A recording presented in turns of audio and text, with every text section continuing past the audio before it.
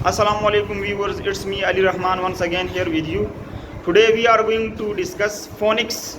As we know that the study of sounds is called phonics.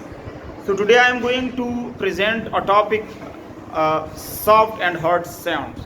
So soft sounds of C and G, and what are the hard sounds of C and G. Look at here the example. In the first soft sounds we have C. जब हमें scene का आवाज़ देता हो it will be called soft sound of C. Like here we see the example that center, cell and century. These are the example of soft sounds of C. And we see G. जब G हमें gym का आवाज़ देता हो, मिसाल के तौर पर jail, general, giant. So these are the example of soft sounds of G.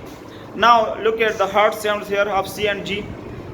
जब सी हमें काप का आवाज़ देता हो तो it will be called hard sounds of C. Like we see the example here that C cap, cat, cave.